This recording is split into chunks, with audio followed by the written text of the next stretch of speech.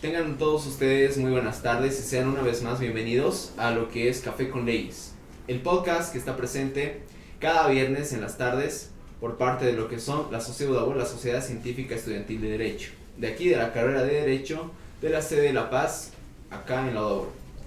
Bien, vamos a presentar a nuestro invitado, un invitado muy especial, el doctor Luis Eduardo Ayala Oblitas.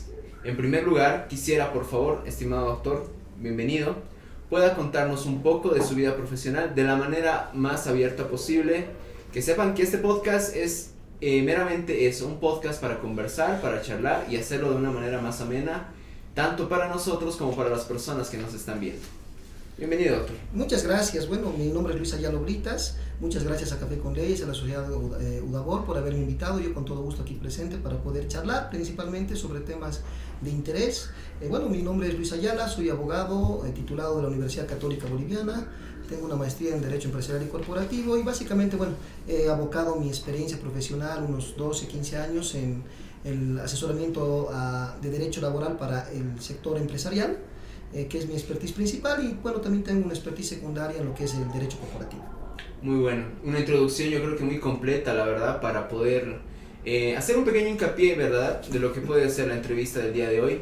Y cabe recalcar, y un lapsus de parte mía, un lapsus calamis, es un podcast, vamos a conversar de la manera más abierta posible para hacerlo súper ameno, para hacerlo muy agradable y así también que la conversación vaya fluyendo en el transcurso del mismo. Y bien, doctor, que también está acompañando a nuestra compañera que es Eliana Mamani. En primer lugar, quisiera que por favor la compañera nos pueda iniciar con lo que son las preguntas, ¿no?, que van a ir del lado del área de la vida personal, doctor. Bueno, buenas noches, bienvenidos nuevamente. Principalmente, doctor, le quería consultar, ¿qué es para usted la justicia?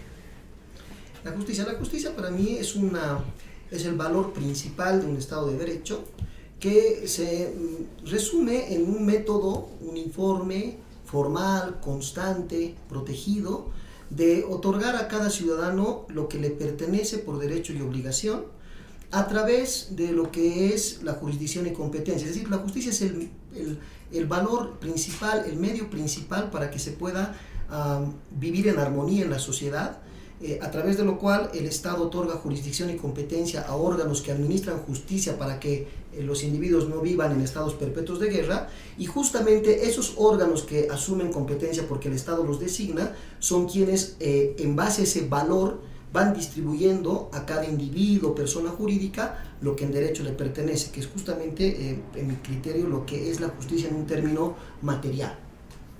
Muy buena definición, estimado doctor. Y bueno, vamos a dar paso a la siguiente pregunta. Como saben, este es un lado de la vida personal y mi pregunta va más en el área personal, pero no del área del derecho, sino como tal, ¿qué es lo que a usted le apasiona fuera de la vida del derecho, fuera de la oficina, fuera de estar defendiendo a sus clientes en estrados judiciales, en tribunales, etcétera? ¿Qué es para usted la manera de exteriorizar su pasión? ¿Qué lo desestresa? ¿Qué lo hace sentir bien fuera de la vida del litigante? Excelente pregunta, ¿no? Bastante que me permite extenderme. A mí me encanta. Yo soy partidario de que uno tiene que tener una vida equilibrada, ¿sí? O sea, obviamente tienes tu régimen profesional, tus estudios, pero hay otras cuestiones que no son tan formales que te apasionan, ¿no? Yo tengo varias pasiones. A ver, una de las pasiones es el fútbol. Me encanta jugar fútbol y aparte soy apasionado de ver fútbol, ¿no? Soy hincha fanático del poderoso Bolívar. No, doctor, ya. Disculpen, por favor, aquí quedó el podcast, señores. No, mentira. Qué pena, no. Pero bueno, sí, soy fanático del poderoso Bolívar. Soy muy hincha de River Plate. Y no es aquí porque temas boligaucho ni nada, sino que es una pasión deportiva por un club que me gusta, cómo juega, su identificación. Y obviamente en Tarija, yo soy tarijeño, tal vez después ya lo voy a decir. Entonces en Tarija tenemos mucha afinidad.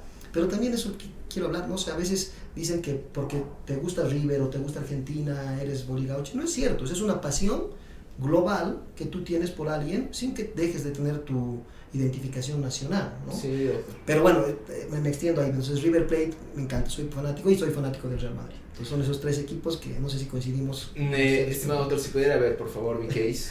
Sí, estoy bien. Boca Juniors. Claro que sí, doctor. Y culé. Bueno, Tristemente entonces, somos antagónicos en todo sentido. Pero aparte, doctor, del área de lo que es el deporte como tal, estábamos conversando antes de realizar lo que es el podcast acerca de la música, y nos comentaba que tiene muchos gustos, aparte de la música nacional, si se puede decir, de lo que es su ciudad de origen, que es Tarija, ¿verdad? Sí.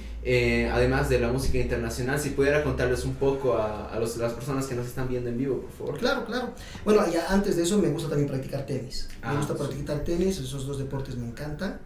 Bueno, y lógicamente también el tema de la música, como estábamos charlando previamente, me encanta la música, me gusta la música, las zambas, las chacareras, ¿no? Me gustan mucho los nocheros, por ejemplo, me encanta tocar guitarra, bueno, que ya hace tiempo que no lo hago, pero me gusta tocar guitarra, me gusta cantar, ¿no? En Tarija tenemos muchas esas costumbres de cantar, de tocar guitarra, tocar bombo, bailar cueca. Entonces esas costumbres que tengo arraigadas obviamente son también mi pasión, ¿no? Claro. Pero me gusta de todo, me gusta el rock alternativo, me gusta la música romántica, estamos hablando de Luis Miguel, me Sí. encanta Luis Miguel es uno de mis Artistas artistas favoritos. favoritos. Bueno, me gusta la música. Después me encanta leer, me gusta mucho leer de todo. Desde chiquito siempre se me ha aficionado esto, entonces me encanta leer. Creo que ha sido una de las pasiones por las que he decidido estudiar Derecho, porque me es más fácil. Desde chiquito leía muchos libros, y entonces creo que se me ha hecho mucho más fácil porque los números realmente no son lo mío. Entonces Sí. me gusta mucho leer. ¿Y qué más te podría decir? Me gusta mucho el tema de ver series. Y últimamente le he encontrado el gustito a viajar, que antes era muy estático, no me gustaba viajar, pero ahora sí he encontrado un poquito ese gusto. Qué bonito, la verdad es que es yo creo que principalmente el salir de nuestra zona de confort es principalmente eso, ¿no? Que es estar trabajando, algo que debemos cumplir obviamente. Y nuestra zona de confort es donde nos sentimos seguros, donde nos sentimos en nuestro, si se puede decir, nuestro hábitat, con la música que nos gusta, con las costumbres que tenemos, con nuestros distintos hobbies. Y es algo muy bonito conocer, porque todas las personas que son entrevistadas en este podcast nos hacen denotar los gustos que tienen. Y evidentemente todos son distintos, pero ambos se complementan con la persona a la que estamos entrevistando, que es algo muy bueno, la verdad. Adelante, Eliana. Yo me quería preguntar acerca de cuál es su mayor inspiración, tanto en el área de Derecho como en su vida personal. Bueno, en mi vida personal mi mayor inspiración es mi hijo.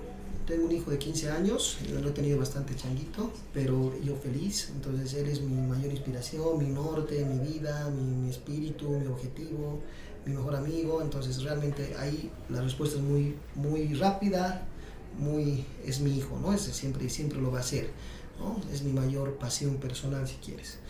Respecto al tema del profesional, yo creo que es, el derecho tiene muchas inspiraciones. Uno de ellos es poder estar dentro de lo que es la administración de justicia. O sea, una de las mayores pasiones que tengo es poder participar de la administración de justicia en Bolivia y tratar de mejorarla. O sea, obviamente uno da su granito de arena, pero bueno, sabemos que nosotros siempre tenemos eso, ¿no? De que la justicia en Bolivia es precaria, es mala, etc. Entonces una de las pasiones es justamente enfrentarse a eso, ¿no? Enfrentarse a eso, a un escenario adverso, pero hacerlo con la mayor profesionalidad, ¿no?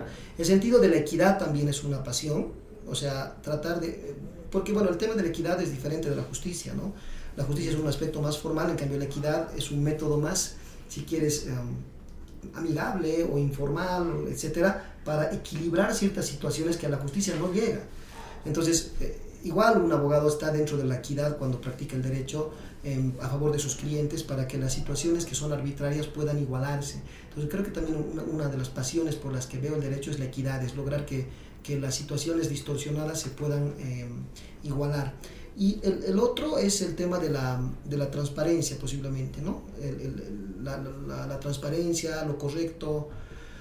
¿no? Que Bolivia no funciona muy bien, pero estar como abogado dentro de un sistema de derecho te permite también enfrentarte a situaciones de corrupción, denunciarlas, etcétera. Y por lo tanto creo que teniendo una práctica limpia del derecho también puedes generar que Bolivia comience a cambiar en un granito de arena en el sistema de ser transparente y ético, ¿no? Nosotros tenemos mucho eso en el buffet, yo desde chiquito tenía esta formación, entonces creo que esa situación de ser ético y transparente es otra pasión del derecho.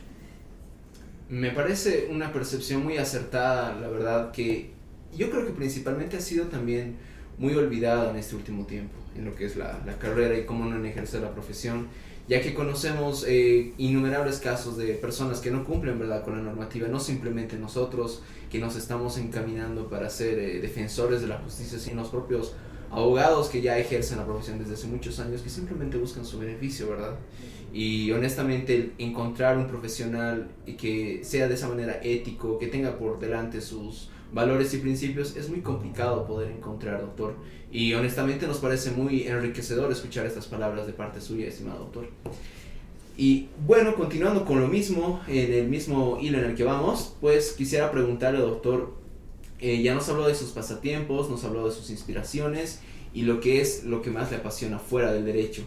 Ahora, dentro de lo que es la rama del derecho, pero sí que le haya tocado en lo más profundo de su corazón, si se podría decir, si es válido el término, ¿qué experiencia ha marcado su vida dentro de lo que es el... No persona. Sí, no persona, dos entonces, doctor, para hacerlo mucho más interesante. Una personal y una que sea dentro de lo que ha sido ejerciendo la profesión. Que lo recuerde a pesar de los años, el tiempo, o también si ha sido reciente, pero que lo haya marcado. Bueno, experiencias personales, no con un sentido trágico ni triste, más bien con un sentido constructivo. Ha sido la muerte de mi papá, ha sido una experiencia personal que marcó mi vida, donde uno ya tiene que comenzar a dejar de estar en ese techo de cristal, si quieres, y bueno, tienes que valerte por ti mismo, ¿no? Entonces lo puedes tomar como un aspecto trágico, como una muerte o como una oportunidad para crecer. Y bueno, ese aspecto personal ha marcado mi vida porque, bueno, obviamente, independientemente de haber vivido la tristeza de muy joven, porque estaba por salir estaba justo cambiándome de derecho. Y bueno, me ha dado la oportunidad de ver la vida obviamente no hubiera querido que mi papá me acompañe siempre, pero ha sido una experiencia que ha marcado mi vida en el sentido de tener que ya valerme por mí mismo, ¿no? Y otra experiencia que ha cambiado mi vida totalmente es el nacimiento de mi hijo, que bueno, me ha dado una expectativa distinta de la vida, una responsabilidad distinta, una proyección, un deseo de vivir por alguien, que estudiar, ser alguien más para poderle dar ese ejemplo, para formarlo. Entonces esa ha sido otra experiencia. Experiencia profesional, que puede ser un consejo, tal vez para los que quieran, es que yo he estudiado media carrera de administración de empresas. Entonces, básicamente porque mi papá me ha obligado, más o menos, ¿no? Me ha impuesto, porque él era administrador de empresas, entonces tenía esa tenacidad de que yo tenga que estudiar administración de empresas igual, ¿no? Claro. Y a mí no me gustan los números, nunca me ha gustado. Desde chiquito he sido apasionado por ver los juicios, me gustaba jugar así como si estuviera simulando un juicio, o sea, me encantó el derecho desde chiquito. Y como que mi papá me decía, estudia administración, y mi mamá me decía, estudia derecho. No, y como uno cuando es chango, a veces tiene eso, tal vez un consejo, te dejas llevar por cuestiones más, no sé, qué universidad te van a meter o qué sé yo. Mi papá me dijo, si quieres estudiar esto, estudias en X universidad, y si quieres estudiar esto, estudias en X, ¿no? Entonces todos mis amigos estaban en administración, entonces me fui ahí y no me fue bien. Entonces, ¿qué experiencia marcó? Que hubo un momento en el que me fui a Tarija y me di cuenta que profesionalmente, o por lo menos académicamente, no me estaba yendo muy bien. Claro. Entonces tomé la decisión de cambiarme a Derecho, pese a que mi papá se iba a enojar y todo eso, ¿no? Entonces me cambié a Derecho y bueno, evidentemente me fue muy bien, tuve becas académicas y ahora estoy acá. Entonces esa experiencia, por lo menos para mí, preprofesional, si quieres, tal vez no profesional, ha marcado mi vida porque me di cuenta que no estaba en mi rama. Yo creo que cualquier persona que se da cuenta que no está en lo que quiere, en lo que le apasiona, en lo que es bueno, principalmente en lo que le apasiona, tiene que tomar la determinación de seguir el camino que le apasiona con las consecuencias que existan, ¿no? Por ejemplo, mi papá se ha enojado, qué sé yo, por un tiempo, pero después el que realmente era feliz era yo, ¿no? Que es lo que importa. Es algo muy enriquecedor, la verdad, para muchas personas que evidentemente somos jóvenes y estamos ejerciendo el rol de ser independientes a la hora de tomar nuestras propias decisiones en el ámbito de los estudios, etcétera. pero el de perseguir algo con pasión, como lo hizo acá el doctor, como lo cuenta de una manera tan inspiradora y tan distinta a lo que comúnmente estamos acostumbrados a escuchar, es algo que nos puede llenar, o nos llena principalmente, de valor de poder continuar o de poder ver en lo que somos buenos y no simplemente, si se podría decir, encerrarnos en un cubo por lo que seamos obligados o por lo que de verdad estamos buscando en nuestra vida. Y no, la verdad, doctor, muy, muy bonito, muy inspirador esta parte en lo que es lo que ha marcado su vida. Nos llena de mucho, se diría esto, una resiliencia de parte nuestra de poder ver lo positivo a pesar de las cosas negativas que pueden suceder en la vida. Y no, la verdad, doctor, no lo encuentro todo, no me equivoco, que es algo muy bonito, doctor. Gracias, gracias, doctor. Bien, Eliana, continúa, por favor. Bien, ¿usted alguna vez fue docente de las universidades de La Paz y cuál fue su experiencia como docente con los estudiantes? He tenido el gusto de ser docente, pero no el gusto de ser docente de pregrado. He sido y soy docente de posgrado en distintas universidades. Y bueno, siempre ha sido muy lindo. El enseñar pues es una pasión también, el impartir conocimientos. Yo estoy convencido de que el conocimiento debe ser globalizado. Hay un libro bastante interesante de Andrés Oppenheimer, de Crear o Morir, que define que ya el mundo ya no está hecho para los abogados que se reservan el conocimiento en su bufete o en su escritorio, ¿no? Ya esto es muy anacrónico, descontextualizado, poco moderno. El verdadero profesional ahora tiene que compartir conocimientos sin ningún tipo de egoísmo, hacerlos trascendentes a otros profesionales, y eso genera una congruencia, digamos, de conocimiento que te favorece también, y genera también una comunidad, digamos, de académica, de conocimientos, de profesionales, de estudiantes, etcétera, que hacen que el nivel académico y profesional en el país crezca y por ende tu propia reputación crezca. Pero digamos, me voy a eso porque es lindo transmitir el conocimiento, compartir experiencias. Yo estoy convencido que el docente además no solo debe, por lo menos el tema de posgrado, no solo debe compartir su conocimiento, sino también los retroalimenta a los propios alumnos, ¿no? Y obvio, algún día quisiera tener la oportunidad de trabajar en pregrado. Esa experiencia no la he tenido, pero me imagino que es bastante linda. ¿Puedes continuar? Bueno, principalmente esta pregunta va, yo creo que de manera objetiva en poder impartir la docencia y dar el conocimiento, ¿verdad? De brindarlo de manera más objetiva dentro de una casa superior de estudios como la nuestra. Y en esta experiencia, ahora en el otro lado de la vereda, si se podría decir, en una experiencia universitaria que usted haya tenido, doctor, que le haga recordar mucho.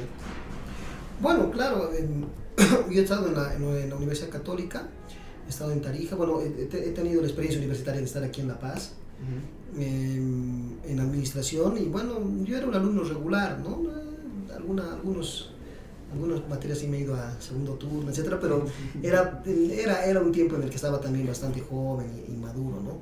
Pero bueno, la experiencia universitaria ha sido esa, justamente de cambiarme. Ya en Tarija me cambié a Derecho, y esa ha sido una linda experiencia porque ya me he sentido en mi rubro, en mi campo, ¿no? Y bueno, he tenido mitad de carrera de Derecho en la Universidad Católica de Tarija y me vine aquí después a La Paz.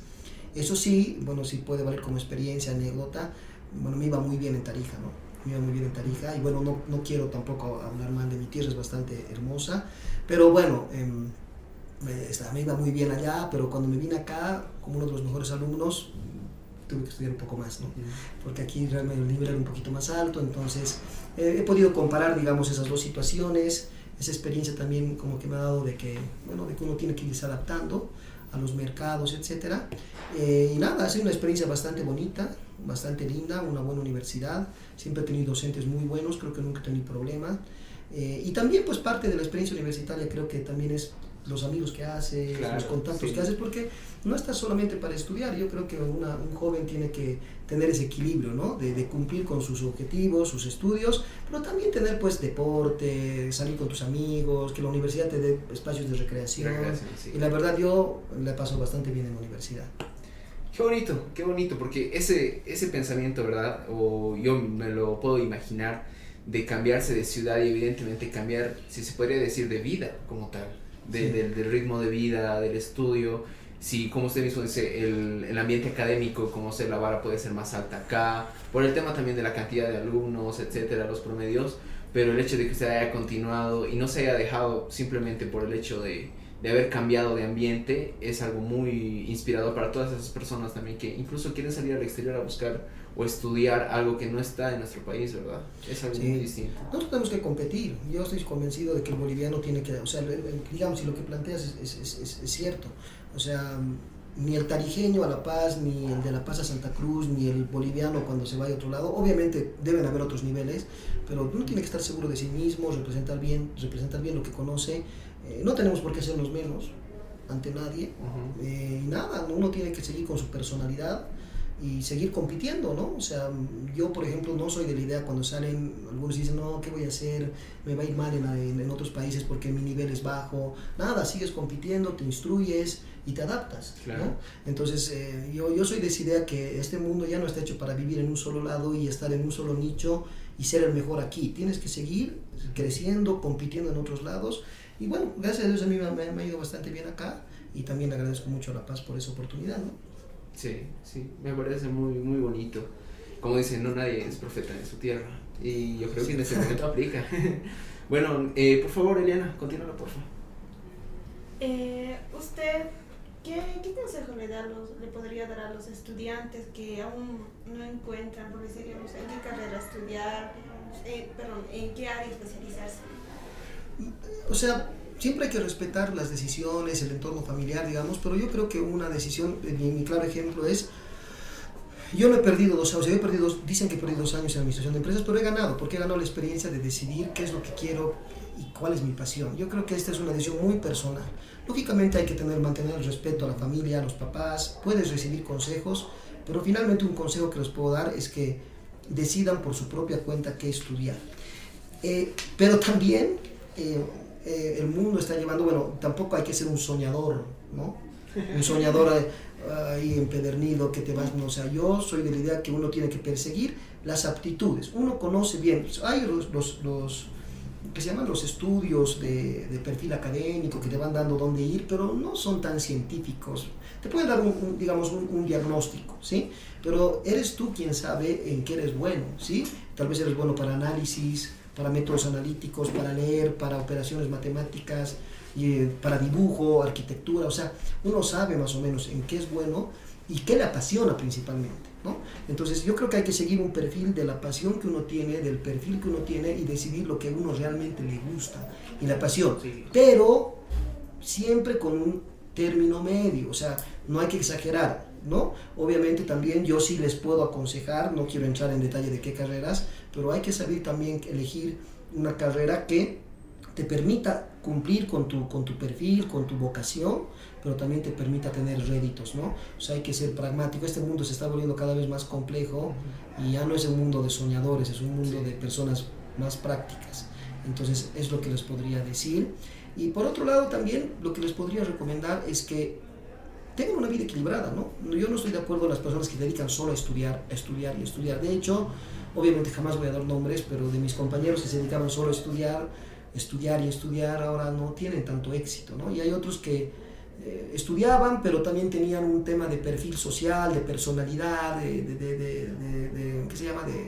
De actividades más recreativas, ¿no? Recreativas que les daban un nivel y que les han dado también lo que se llaman las habilidades sociales, ¿no? Las soft skills. Entonces, un profesional ahora no solo es, vean el tema de Steve Jobs y todo eso, o sea, ya no solamente una persona que tiene una licenciatura, etcétera, sino que tiene habilidad social para poder desarrollarse en las empresas. Entonces, lo que les podría decir es que ahora en este mundo también puedan tener su perfil académico de conocimiento, pero también desarrollen esas habilidades sociales de interactuar con los demás, de ser comprensivo, del trabajo en equipo, etcétera. Lo que me lleva también a decirles, no vivan estudiando nomás, también tengan su interacción social, fiestas, deporte, etcétera, y generen pues un equilibrio, ¿no? Para poder ser un profesional ecuánime y equilibrado.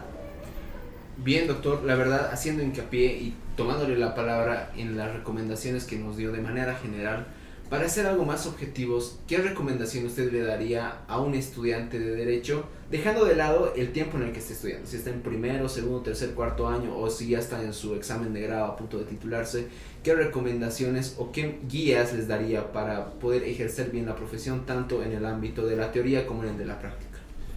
Bueno, primero que tiene que leer mucho. O sea, tiene que ser no hay abogado que no lea o que quiera leer resúmenes. O sea, tiene que ser si quieres ser un buen abogado, tienes que leer libros, analizarlos. Segundo, no sean memoriones. O sea, estoy convencido por experiencia en profesionales y en estudiantes que memorizarte la norma, memorizarte el código, memorizarte el libro no es lo que te genera un impacto. Tal vez en el momento del examen tendrás un 100, pero de aquí a 2 años, cuando tengas un caso práctico, no vas a poder resolverlo, porque no vas a resolverlo citando el artículo, sino interpretándolo. Entonces tengan lo que se llama la lógica jurídica, ¿sí? O sea, hay que aprenderse a veces los artículos, yo sé muchos de memoria, pero más importante que eso es entender el contenido y la interpretación de ese artículo. Entonces, también un poquito más allá del método dogmático de conocimiento, un poquito de lógica jurídica, ¿sí? Y finalmente, algo que les puedo recomendar es que se acostumbren desde temprano, más si están ya por salir, a leer jurisprudencia. Estoy convencido que la jurisprudencia es el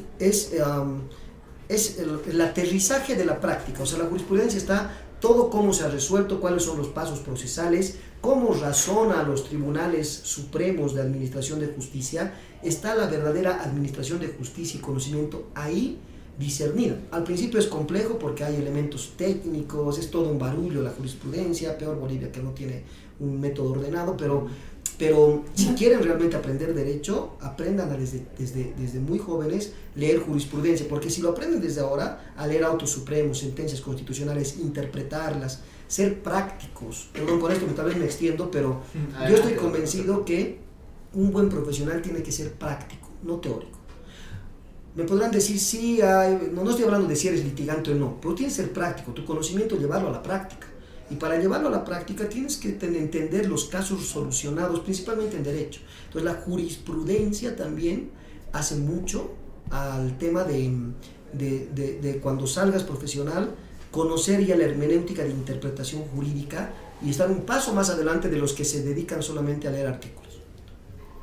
Muy bien, doctor. Y para poder finalizar con este bloque, con esta pequeña sección, por favor, Eliana, si le podrías hacer la última pregunta que está, por favor, que me parece muy importante. ¿Qué consejo les daría a los estudiantes que están interesados en seguir una carrera en el derecho en área laboral?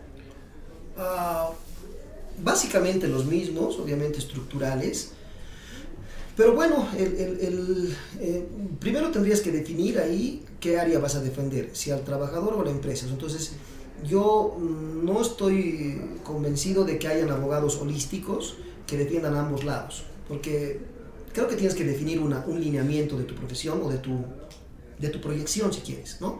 Yo, por ejemplo, soy abogado de empresas.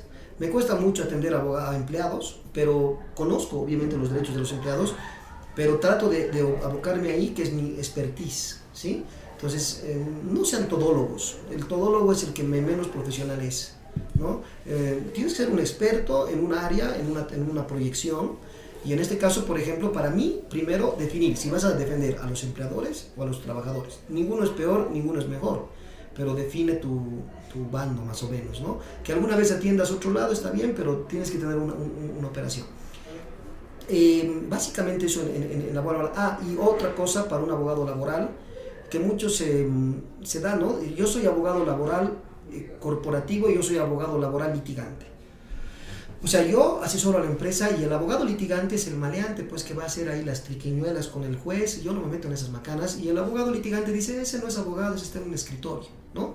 Entonces, no te vayas ahí sí no te tomes bandos, porque yo estoy convencido de que el abogado laboral, para poder tener impacto y ser un buen profesional, tiene que tener ambos conocimientos.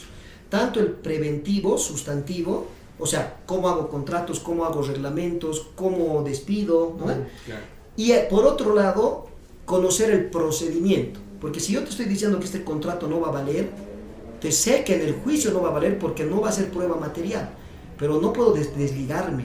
Entonces yo les diría que sean abogados que conozcan tanto el asesoramiento preventivo como la parte procesal. Entonces, si pueden generar eso, van a tener un plus frente a otros. Muy bueno, la verdad, estamos muy convencidos de que el doctor es experto en lo que es la materia de derecho laboral. Y bien, continuando con el podcast, damos la bienvenida a todos aquellos que recién se están conectando, presentes acá en lo que es la red de TikTok, también en Facebook Live y también en nuestra grabación que se va a hacer subida a lo que es YouTube, en nuestro canal y también a nuestra cuenta de Spotify. Bien, ahora abocándonos principalmente, querido doctor, a lo que es su área, su materia en la que está especializado, que es el derecho laboral. La primera pregunta, de manera objetiva, si podría respondernos para usted, ¿cuál sería un salario justo en Bolivia, según usted, bajo su punto de vista?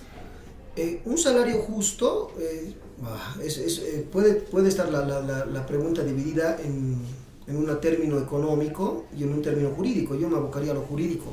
O sea, un salario justo, porque podría entrar en una subjetividad legal de decirte qué es justo y qué no. O sea, claro, lógicamente deberían haber proyecciones económicas, estudios económicos del Producto Interno Bruto, de la canasta familiar, etcétera, que lo debería hacer el Ministerio de Economía, que me imagino lo hace, no sé si a tal grado, para que pueda salir un índice que te diga esto es lo que necesita una persona para mínimamente cubrir sus gastos esenciales en Bolivia. Entonces, ese no te podría decir cuál, pero digamos que yo entendería un salario justo aquel que establece la norma. Y dentro de la ley boliviana, ¿cuál es el que la norma expresa que es justo? Es el decreto 51-54, bueno, hay varios, ¿no? El artículo 46 de la Ley General del Trabajo determina que la jornada laboral es de 8 horas y el artículo 47-52 de la misma norma determina que hay un trabajo efectivo por el que te paga un salario. Ahora, estos decretos, como el que te menciono, que se ha emitido el 1 de mayo, el gobierno nacional va emitiendo cada año decretos de incremento salarial donde establece el salario mínimo nacional por año. Entonces, esa es la norma que ahora define que el salario mínimo en Bolivia es de 2.500 bolivianos, que debería partir de un análisis estructural de la teoría tripartita del derecho laboral, es decir, interviene ¿quién? El empleador, o sea, la Confederación de Empresarios, que definirá cuáles son pues, los costos empresariales, los costos de producción, etcétera, generales, el Ministerio de Economía y Trabajo, que definirán los índices de subsistencia, y el Estado, que definirá a través de la promulgación de normas cuál es el salario mínimo. Entonces, ya abocándome en un sentido jurídico, el salario justo será el que establece el gobierno nacional, que en este caso, en este año, el 1 de mayo, lo estableció en el término de 2.500. Bien, bueno, pues en ese sentido, si podríamos continuar bajo esta misma perspectiva, por favor, Eliana, con la siguiente pregunta. Quería hacer una mención a una pregunta del público de TikTok, donde le está nuestro espectador le está consultando, o sea, doctor, ¿qué retos se enfrenta el derecho laboral con el auge del teletrabajo y las plataformas digitales? Bueno, un reto principal es eliminar la frontera del trabajo físico, ¿no? Anteriormente, por ejemplo, estaba vigente al momento de la pandemia, porque el teletrabajo se ha puesto de moda con la pandemia, ¿no? Pese a que ya estaba reconocido en Bolivia antes como una relación laboral atípica, o sea, no legislada, pero válida, en un auto supremo que era el 572-2000, que es el auto supremo 572-2015, que reconoce el teletrabajo. Pero ya cuando llega la pandemia, se genera justamente este obstáculo de la frontera entre el trabajo virtual y el trabajo físico presencial. Y por ejemplo, el artículo 4 del decreto reglamentario de la Ley General del Trabajo determinaba que no existe relación laboral cuando se trabaja desde domicilio. Por lo tanto, a través del decreto supremo 4218 y después el 4570 se abrogó este artículo para que se permita el teletrabajo. Entonces, primero que creo que está el eliminar esta situación. Segundo, creo que está también el despojarse de las conductas típicas de la dependencia laboral, o de la supervisión laboral. El teletrabajo ya es una relación más de producto, porque yo no te estoy viendo, no te estoy controlando el horario, no estoy controlando si vas a tu cocina, si tu hijo está viniendo en el momento que estás trabajando.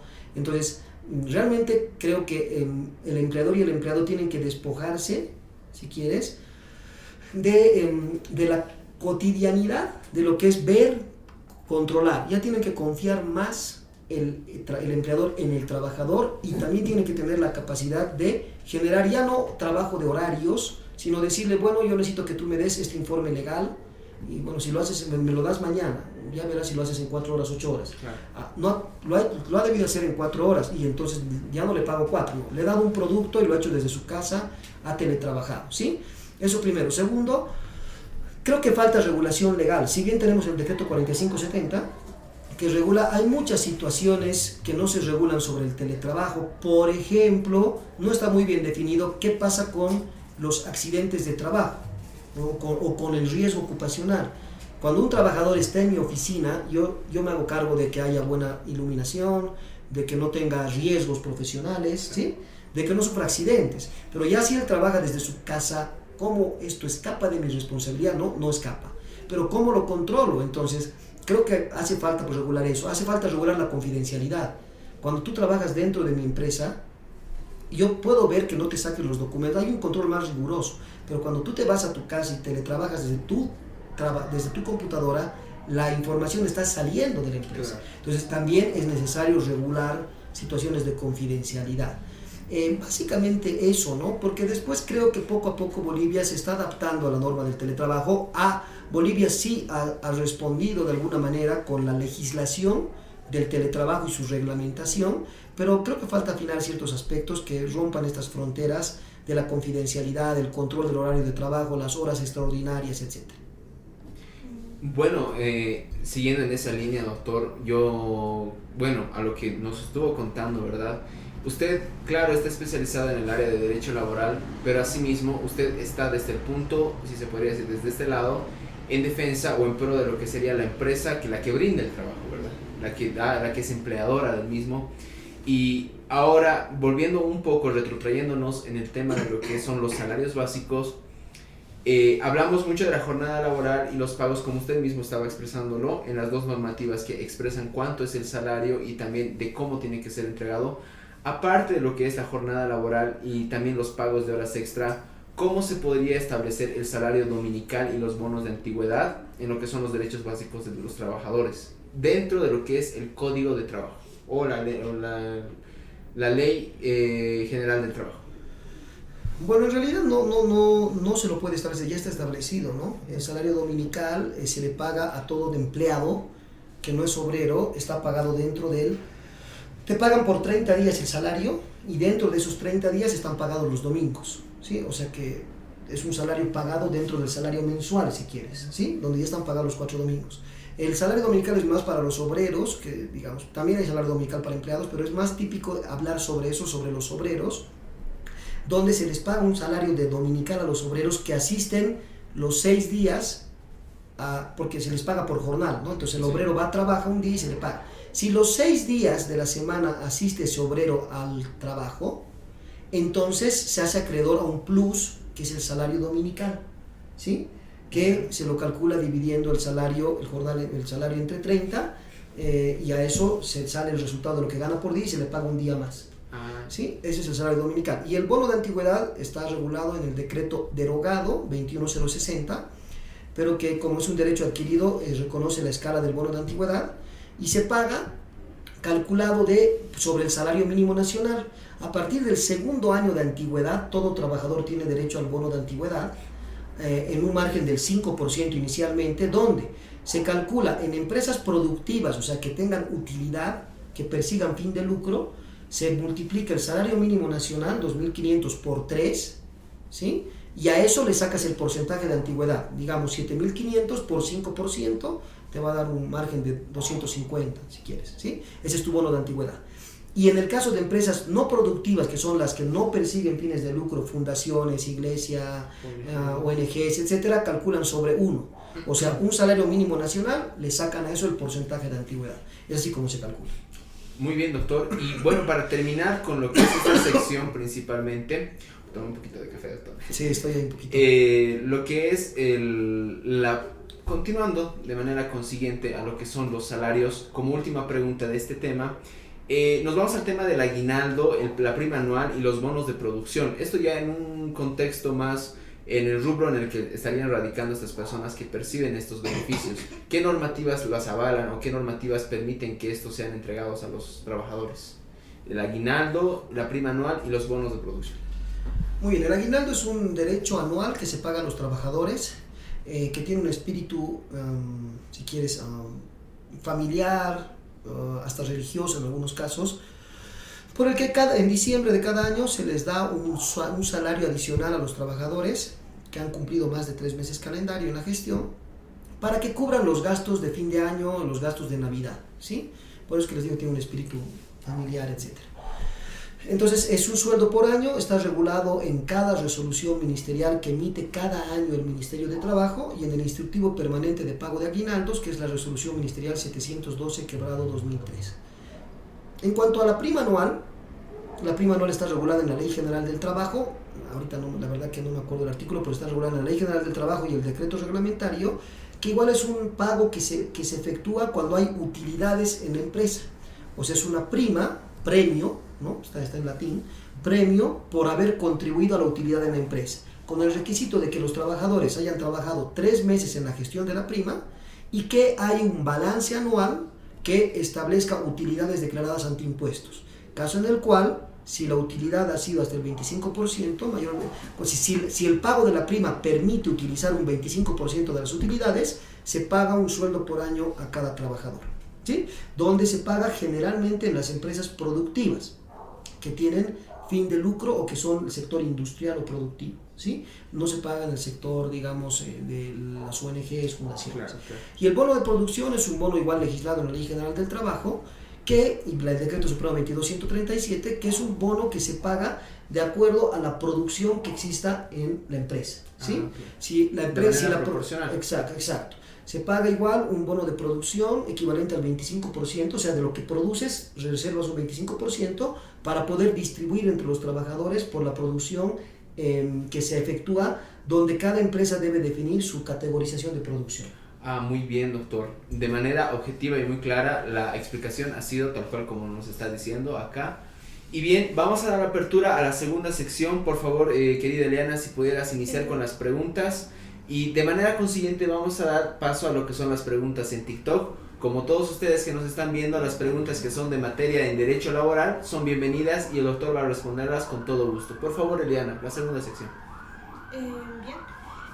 ¿Cuáles son los problemas y desafíos en la aplicación de las normas salariales? ¿Existen problemas comunes en la implementación de los derechos salariales en Bolivia, doctor? Sí, es una pregunta que puede ir respondida en favor del empleador y en favor de los empleados. Exacto. Porque yo creo que ambos tienen problemas.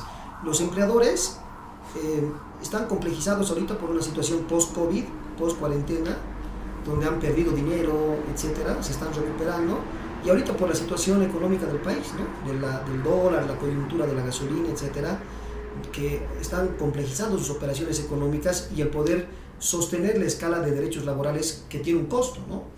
Entonces, ahí el cumplimiento de los derechos salariales tiene su primer impedimento principal. O sea, el Estado puede ir subiendo los salarios, legislando, pero si el empleador no tiene cómo cumplir porque no hay la coyuntura económica que lo permita, no se van a cumplir.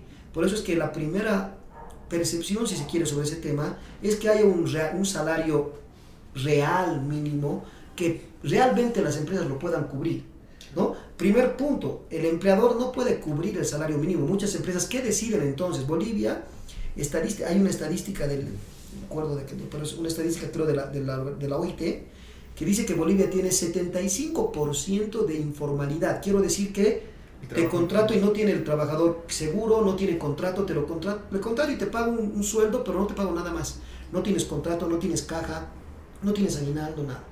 ¿Por qué? Porque las empresas prefieren el riesgo de la informalidad a asumir un salario que no van a poder pagar, ¿sí? Entonces, ese problema es bastante complejo, lo podríamos hablar mucho tiempo más. Entonces, el primer problema es que las empresas no pueden cubrir el salario, y los trabajadores que tienen una norma positiva que les da un salario mínimo no acceden al salario realmente, ¿no? O sea, la conquista populista, esto pienso siempre de las federaciones, la COP, claro. Hemos logrado, ¿de qué sirve si hemos logrado que el salario mínimo sea de 5,000? Pero realmente no es una conquista efectiva, porque nadie le va a pagar 5,000 al trabajador y vas a generar más mercado informal. Entonces creo que ese es el primer impedimento. para las empresas no poder cubrir los derechos salariales y los empleados no poder acceder a lo que la norma les dice porque no es real. Segundo, que sí es lo que les decía, el mercado informal. El trabajador en Bolivia tiene uno de los principales países con informalidad, donde no les cubren los derechos laborales, no hay incremento salarial, etcétera, y es un mercado, la pequeña y mediana empresa, tan grande que el Ministerio de Trabajo no tiene la facultad de fiscalización, o sea, no tiene la posibilidad de fiscalizar a cada empresa pequeña, grande, y ver si se cumplen los derechos laborales. Entonces, el derecho salarial del empleado tiene un obstáculo con la informalidad, porque el empleado necesita subsistir. ¿Y qué hace entonces? Tiene que aceptar tratos que le dicen, bueno, no, el salario mínimo es 2.500, pero yo te puedo pagar 1.500.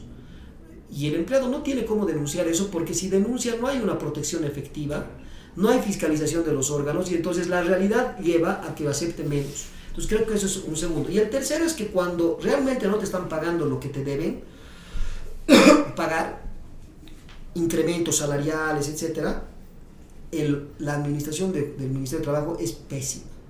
O sea, es una entidad sin personal competente, es una entidad que no tiene institucionalidad, ¿sí? O sea, no tiene institucionalidad en todo su sentido, sus ambientes son absolutamente precarios para audiencias, no puedes, son así, estamos así, pero más pequeñitos, y no, imagínense, es una audiencia que tiene que tener pues su lugar, su secretario de actas, no hay, hay burocracia administrativa, hay corrupción. Entonces tanto el empleador como el empleado no tienen un órgano que defina las controversias de salarios de una manera efectiva. Entonces realmente, por lo menos el empleador y el empleado, también el empleado, no tienen dónde acudir. Y finalmente, ¿dónde pueden ir?